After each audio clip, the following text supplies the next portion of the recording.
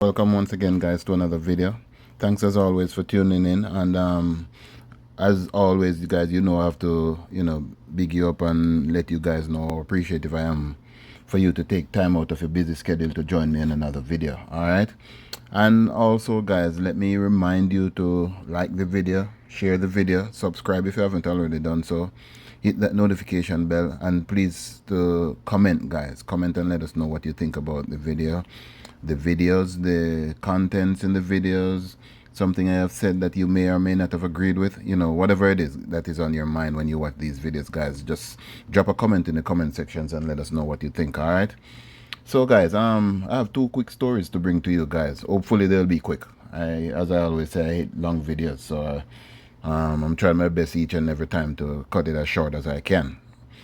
So this first one, guys, that I'm coming to you with is a hippopotamus swallows a 2-year-old, then spits him out alive.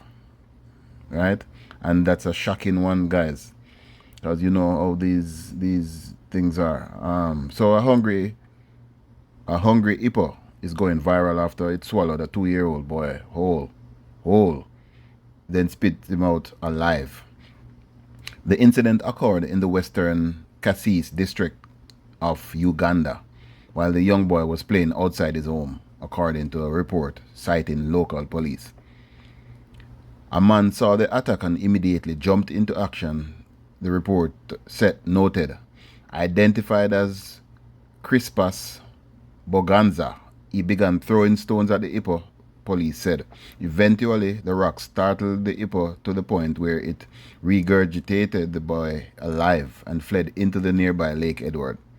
This is the first such kind of incident where a hippo strayed out of Lake Edward and attacked a young child, the Uganda police force said. And that's the little boy there on your screen, guys.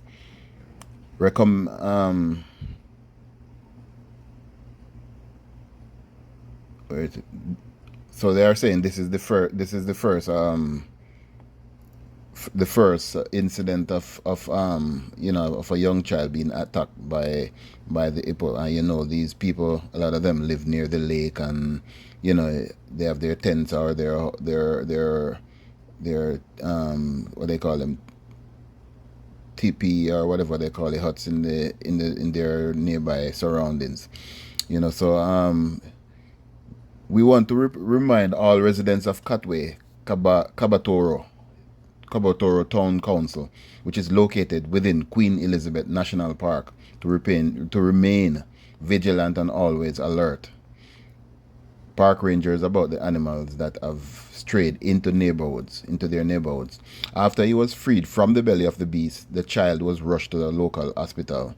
The boy received treatment for minor injuries and he was vaccinated for rabies, the report noted. He has since been returned to his parents. Hippos weigh between 2,800 pounds to 7,000 pounds, and they kill roughly 500 people a year. Their bite strength is around 3 times greater than that of a lion. Locran Trail and ecologists and conservation scientists said that is why they are so dangerous. They cause substantial trauma to the human body through crushing force, whether this be through biting or by trampling. And we all, I know we all have seen, videos or pictures or of some sort with these hippos, how large they are, and very dangerous, as it is said. Right? So, guys, the next story that I'm coming to you with is rather a sad one. This one happened, guys, from in 2019, but I've never heard of this story before, so I don't know if any of you guys would have heard about it or have heard about it. I know, just like myself, a lot of you probably did not hear of it. So, guys, and as I said, it's really a sad one, I'm sorry, guys, for, as I always say, for being the bearer of bad news, but somebody has to do it, right? So a mother and her boyfriend found guilty of murdering 4-year-old Anaya Day Garrett, right? And guys, this is such a sad case, because when you look at the little girl, look at this beautiful little baby here, right? And when she died, she was 2 years old. No, 4 years old. I'm sorry, right? And look at this beautiful little soul, guys. Who would want to harm a little angel like this? You know what I mean? Moreover, her own mom. You know what I mean? And that's the sad part of it, guys. Her own mother, right? And something must have changed in her life for her to have done this, to her own baby girl, right? That's the mom right there with her boyfriend who were convicted of the murder. So let me get into the story, guys. After deliberating for just under a day, a jury returned a guilty verdict for Sierra Day and Deontay Lewis, who were accused of killing Day's 4-year-old child, Anaya Day Garrett. Jurors found Day and Lewis guilty of aggravated murder, felonious assault, permitting child abuse, 3 counts of endangering children and tampering with evidence. This is the first step in responsibility and accountability in Anaya's death, said Paul Greco, the attorney for Anaya's birth father, Michael Garrett. There are certainly other responsible parties that will be held accountable. The system failed Anaya and the Garrett family, and that system will be held accountable. And rightly so, I must say myself, guys. The dramatic conclusion of the trial followed 5 days of testimony by witnesses, including Anaya's father, Day's sister, detectives, a social worker, and the forensic specialist who examined Anaya's body. Whenever a child is harmed in our community, we want to get justice for them, said Assistant Cuyahoga County Prosecutor Akila Jordan after the verdict was announced. We are pleased the process worked the way it did. On Wednesday morning, the prosecution and defense lawyers for Day and Lewis presented their closing arguments. Day's defense lawyer argued that the evidence shows that Day did not purposefully or intentionally cause the death of her daughter. Is there a sinister motive in the things that she said and did? Is there a sinister motive in how she acted and responded? Or is she a young lady that operates in the bottom 3% of our population?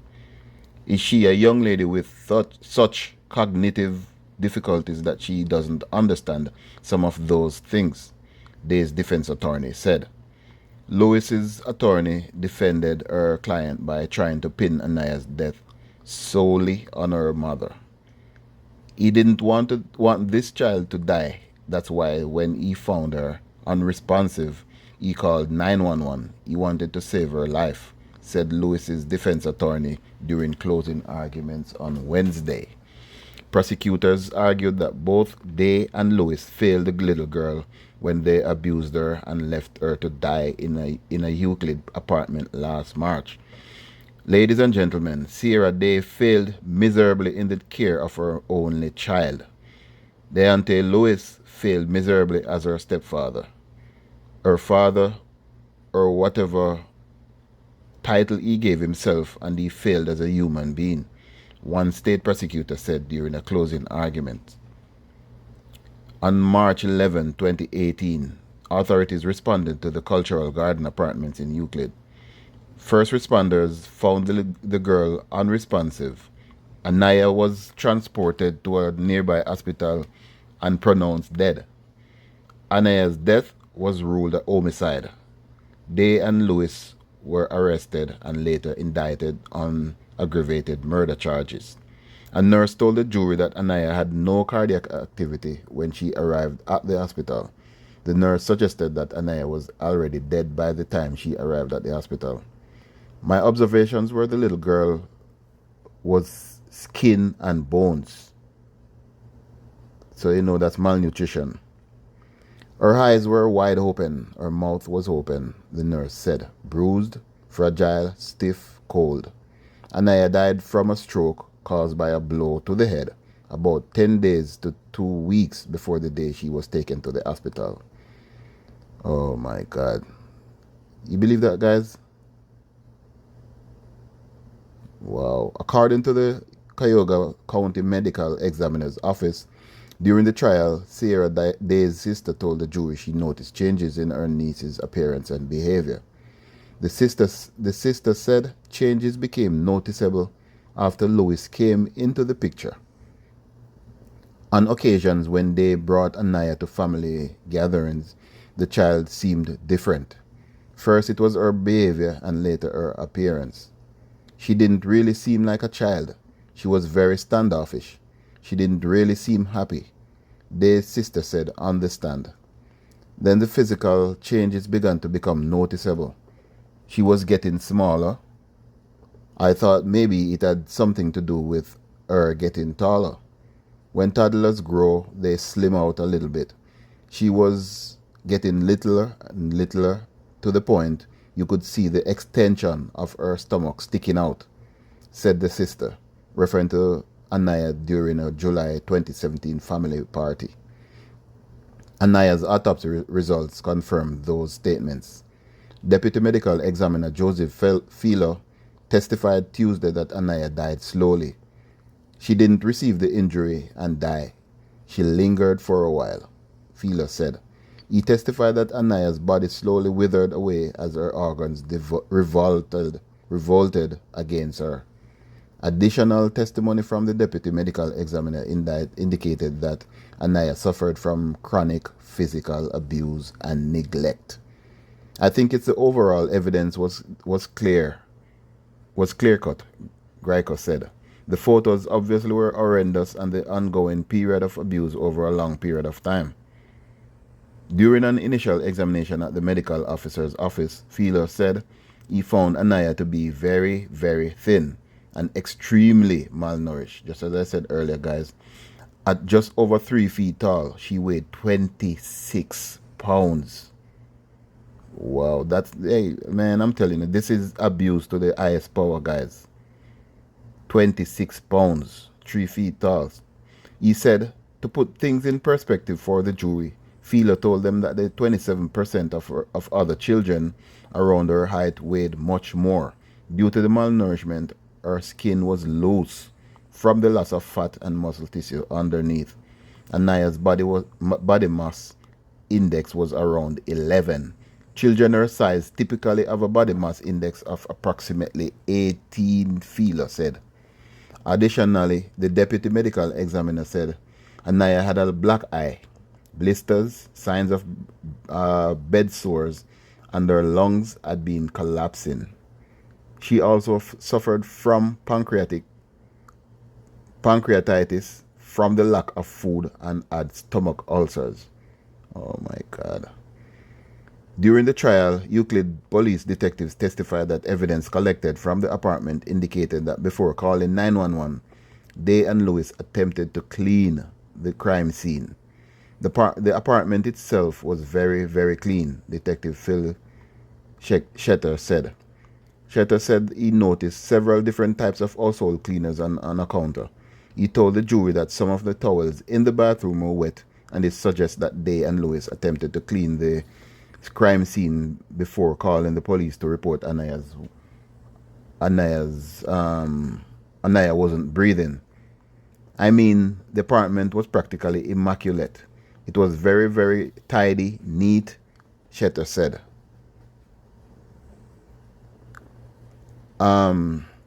There was no disarray of any kind. The apartment smelled strongly of bleach. Day and Lewis will be sentenced on March 20. For Anaya, today is a day of her spirit to be at peace, Jordan said. People finally listened to her and she was finally heard. And guys, this is such a sad case. And, she died on March 11, 2018. Michael Garrett was awarded $3 million after filing a lawsuit that claimed inaction by Cuyahoga County Children and Family Services contributed to Anaya Day Garrett's murder, and rightly so, as Mikkel reported. The ongoing abuse to County Children and Family Services but the government agency failed to separate Anaya from her mother. But in my opinion, guys, the county should have paid way more than $3 million. So guys, if you think I'm right, just drop a comment in the comment section and let me know what you think. If you think I'm correct. Cuyahoga County unanimously approved the $3 million during a meeting. And guys, just listen to this. This is one of the reasons why I think, the county should have paid over way more than the $3 million they agreed to. Right? So listen to this, guys. A daycare owner who failed to report abuse of Anaya Day Garrett before her murder must pay $15 million to the father, Mikkel Garrett. So the appeals court upheld a $15 million judgment against the owner of Euclid Daycare, who failed to notify authorities that the 4-year-old child was being abused. In the months leading up to her murder, they did not report any abuse whatsoever. So my point is, guys, my viewers and subscribers, just the same as the daycare didn't report the abuse, right? The Children and Family, which is a government agency, should have been held accountable for the same thing that that the daycare did not do. As a matter of fact, I think they should have held accountable way, what's the word now, stronger, or whatever it is, because they're the ones that that oversees abuse of kids and stuff like that, right? And the father who reported abuse of his child on a number of occasions, right? And they did nothing, absolutely nothing to stop the abuse or to take this child away from her mother, guys. So in that case, don't you think the government agency should have been charged to pay way more than $3 million if a daycare can be held to pay $15 million, guys? And I think something is wrong with this picture right here. So let me know if you think I'm right or wrong, guys. So a unanimous 3-judge panel at the 8th Ohio District Court of Appeals held that Cuyahoga County Common Pleas Court Judge Emily Egan did not abuse her discretion in granting a default judgment against Alicia Love, owner of Arborcrest Child Care Academy, right? Which, guys, I must say that this is one another of several daycares that the father put up a lawsuit against, right? So after she was sued for not reporting abuse, right, Miss Love had initially failed to respond to several court filings and missed several court imposed deadlines, right? So she was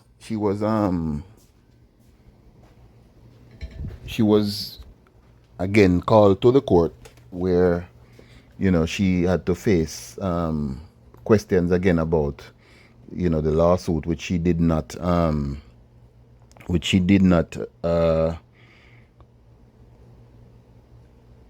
not answer to in the court, right? So, guys, you know, do you think that the father of the child that was killed, you know, should have been you know, made to sue all these daycares and win another lawsuit again? But listen to this now, guys. Egan initially imposed a 15 million judgment against Love in October of 2020 after Love failed to file necessary paperwork with the court. A week later, Love's attorney filed a motion against Egan to set aside the judgment, and Egan agreed. Egan reinstated the judgment in August 2021 after Love failed to respond to requests by Garrett's lawyer for documents and other pre-trial discovery. Love's attorney argued in appeal that she never received a copy of the complaint via certified mail because of the deliverer did not make contact with her because of COVID-19 guidelines. They also argued that the discovery requests from Garrett's lawyers were not formatted properly in an editable PDF, so they were invalid. The court rejected the arguments. Egan also ordered Tamika Robinson, a worker of the daycare, to split the 15 million judgment with Love. Robinson's attorney, Michael Heller, was suspended for 6 months in July of 2021 for mismanaging an employee, and Egan ordered Robinson to notify the court of her new attorney in 2 weeks. Robinson never responded to the court, and Egan granted Garrett default judgment against her in October of 2021. The 15 million is in addition to the 3 million that Cuyahoga County agreed to pay Garrett in June 2021 to settle claims Garrett brought against the Department of Child and Family Services.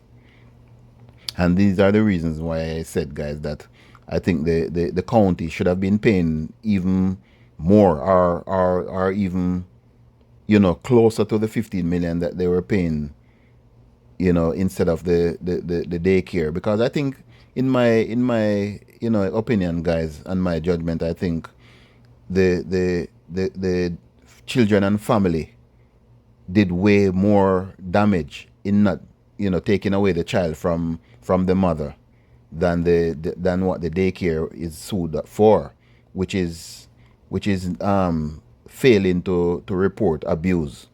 Yes, they should have, you know what I mean, because a lot of changes were there, as you heard, with the child, but just the principles of it.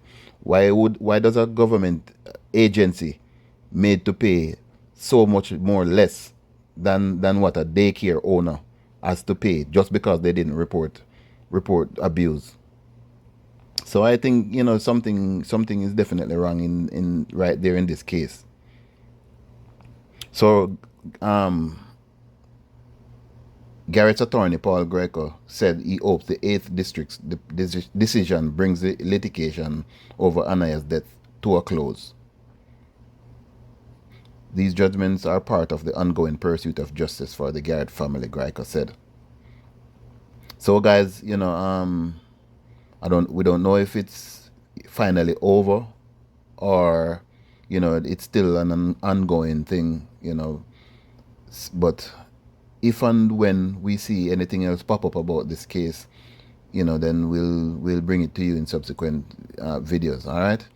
So, guys, I'm way over the time limit that I wanted to go, but thanks as usual, guys, for tuning in, and please remember to like the video, share the video, subscribe if you haven't already done so, hit that notification bell, and comment, guys, and let us know what you think about these videos. All right.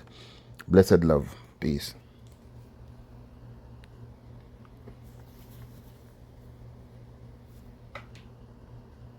And in addition, guys, as you see there, the father, had to be held, and restrained, as you can see here in court, as he was so much in mourning and in what for his daughter. Because as you can see in the pictures, guys, how much this man seemed to have loved his daughter, and There are even pictures of the mom in better times with her. This is one of them